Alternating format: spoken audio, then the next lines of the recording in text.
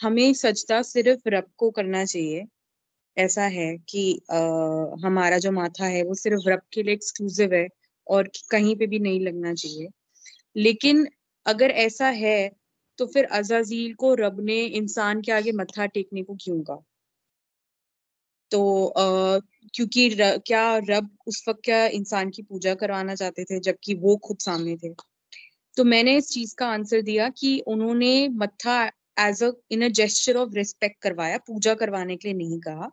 And दूसरी बात, वो अज़ाज़ील एक अलग स्पीशीज है और उसको सरेंडर करने की तौफीक देने के लिए ये करवाया। मकसद इंसान को भगवान बनाना नहीं था, मकसद अज़ाज़ील को सरेंडर कराना। तो ये मेरा आंसर है, बट उसको आपका आंसर चाहिए। आपने बिल्कुल ठीक आंसर दिया बेटे, बिल्कुल सही आंसर किया है कि वो वाला जो सजदा था ना, वो सजदा फॉर पूजा नहीं था। खुदा ने अपने होते हुए किसी दूसरे की कोई पूजा का आदेश नहीं दिया था। उससे पहले जो जिन रहते थे ना पृथ्वी पे, और जो एंजल आकाश पे थे, एंजल के हाँ और जिन्नों के हाँ इंसान से पहले ये रवाज है, ये रवाज रहा है कि जब कोई एंजल्स में बड़ा हेड एंजल आगे के दर्जे पे जाए, या जिन्नों में जब कोई स्पिरिचुअलिटी में बहुत हायर लेवल पे जाता, तो दूसरे जिन उसको एज ए रिस्पेक्ट माथा टेकते। और ऐसे ही एंजल जो है वो अपने हेड या सुपीरियर एंजल को माथा टेकते फॉर रिस्पेक्ट।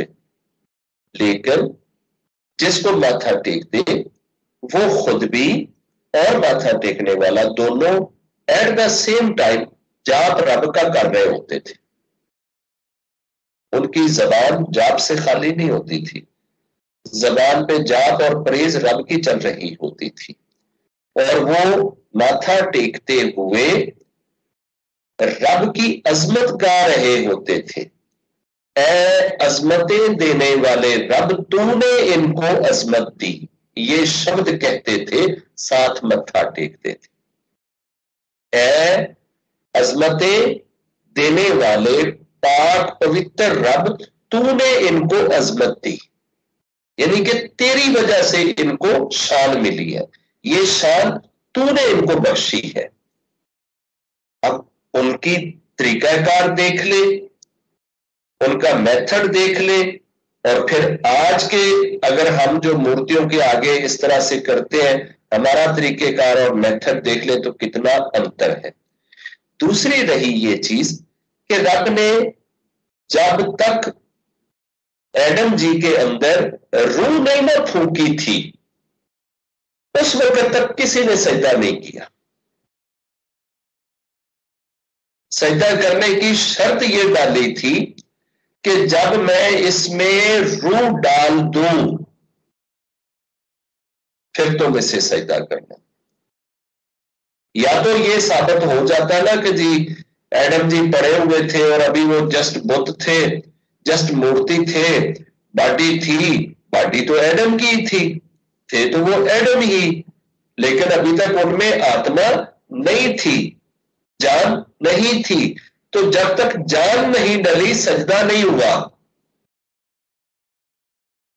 सजदा तब हुआ जब जान डली। तो क्या हम जान डली हुई चीज को सजदे कर रहे हैं?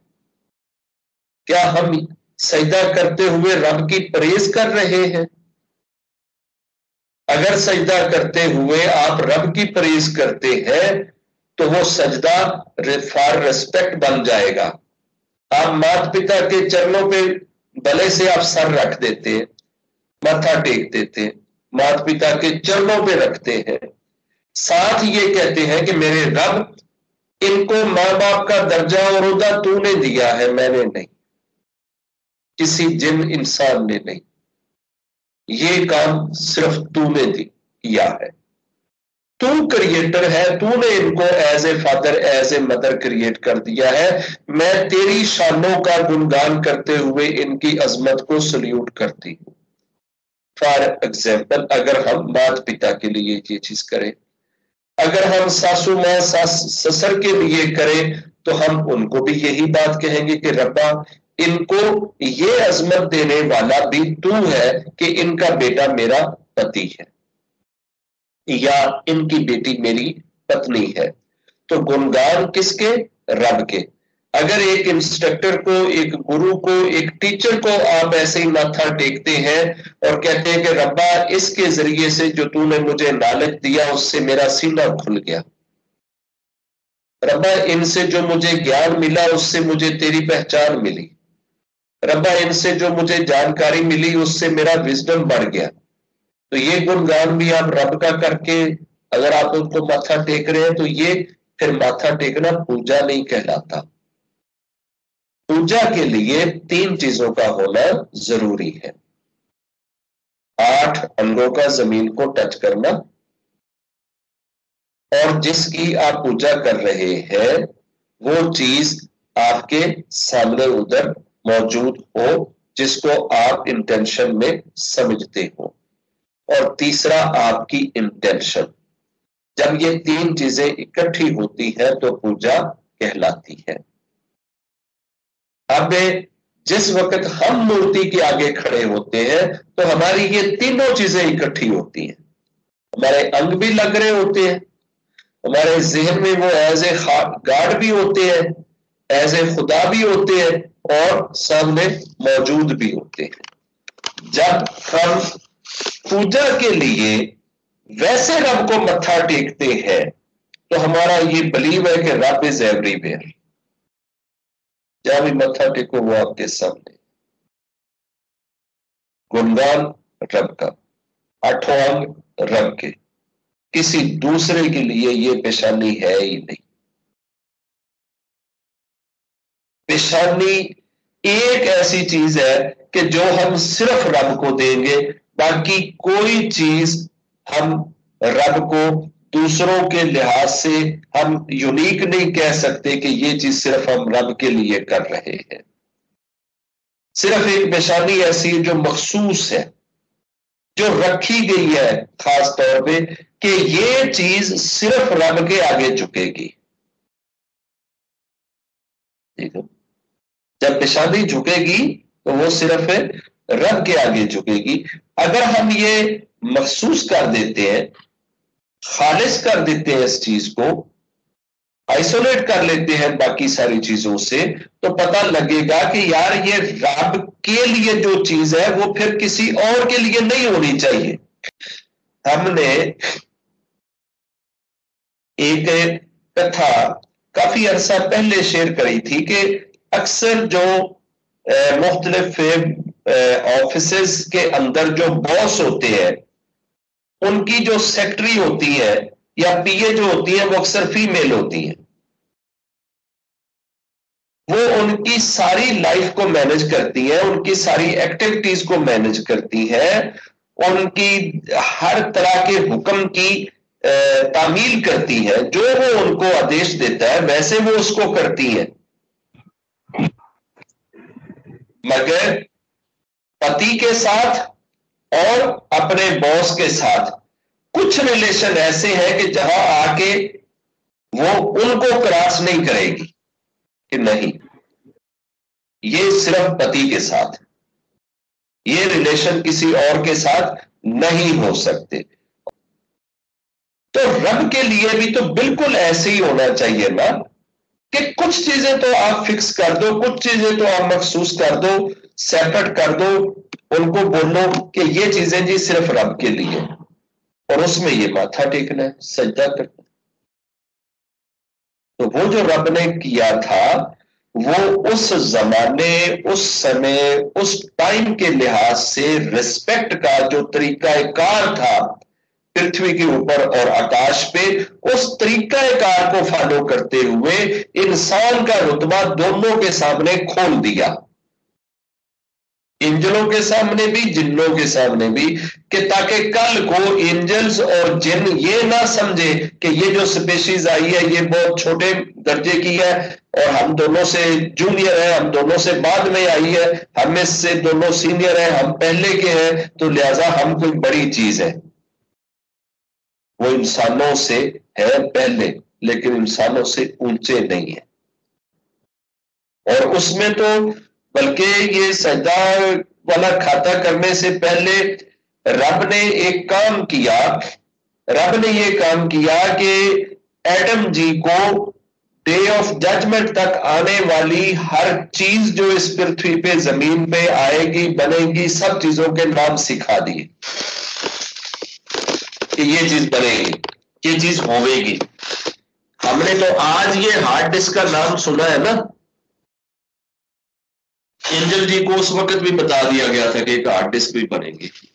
ये फेसबुक यूट्यूब तो आज चली है ना, एडम जी को तब भी बता दिया गया था रब की तरफ से कि फला ईरा में फला टाइम में ये होगा, इंटरनेट चलेगा, ये लोग लैपटॉप बनाएंगे, ये लोग ऐसे करेंगे ऐसे करेंगे।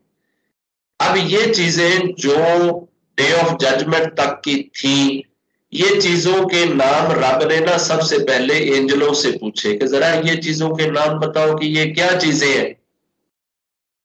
अब उन्होंने कहा कि रब्बा हमें तो जिस जिस चीज का नाम तूने बताया उसका पता है, जिसका नाम तूने बताया नहीं हमें तो नहीं पता, खुद से तो नहीं पता। ऐसे ही जिन्होंने भी सॉरी कर लिया कि जी हमें अगर एक चीज का नाम आप बताओगे नहीं तो हमें कैसे पता चलेगा। अब अगर किसी बंदे को वेरी फर्स्ट टाइम ये कंघी अगर दिखाई जाए और उससे पूछा जाए कि भाई इसको क्या कहते हैं, तो जिस बंदे ने ये फर्स्ट टाइम देखा है वो तो हमसे पूछेगा ना कि भाई बताओ मुझे नहीं पता कि इसको क्या कहते हैं। हम भी बाजार में जाते हैं, कोई नई चीज हमारी नजर पे चढ़े तो हम क्या करते हैं, जाते ही उसका नाम ले लेते हैं। अपनी तरफ से तो कोई नाम नहीं लेते ना, हम दुकानदार से पूछते हैं ना भाई ये क्या है, तो दुकानदार उसका नाम बताता है तो जनाब ये चीज है। तो अब जब तक किसी चीज का नॉलेज नहीं होएगा उस वक्त तक हम उस चीज का नाम नहीं ले सकते। तो चूंकि एंजलों को और जिन्नों को इन चीजों का नॉलेज दिया नहीं गया था, इसलिए वो बेचारे नाम नहीं ले पाए, खामोश हो गए। और दोनों ने माजरत करी कि रब्बा जितना तूने सिखाया उतना पता है, जो चीज तूने सिखाई नहीं हमें तो नहीं पता। तो रब ने कहा चलो एडम से पूछ लेते हैं, एडम जी जरा इन चीजों के नाम बताइए। उन्होंने ऐसे फर फर फर फर करके बताना शुरू कर दिया जैसे बंदा बच्चों के नाम गिनता है, ठीक है। वो दोनों बड़े हैरान हुए कि यार ये अभी पैदा हुआ है और अभी जुनाब उठा है और उठते ही इसको इतना कुछ आता है। अब जब इतना कुछ आता है तो उनके दिल में उनकी शान की धाक बैठ गई, उनकी रिस्पेक्ट बैठ गई, उनकी कदर बैठ गई। तो रब ने फिर उस चीज के बाद कहा कि अब इसको सारे के सारे जो है ना वो सजदा करो, क्योंकि ये नॉलेज में, ज्ञान में, विजडम में, रुतबे में आपसे दोनों से ऊंची स्पेशीज है। अब इसका ये मतलब नहीं है कि चूंकि रब ने खुद दूसरे को सजदा करवाया तो लिहाजा रब को तो मूर्तियों के आगे सजदा कराना बड़ा पसंद है, तो इसलिए हमें भी ना मूर्तियों के आगे सजदा करते रहना चाहिए। जय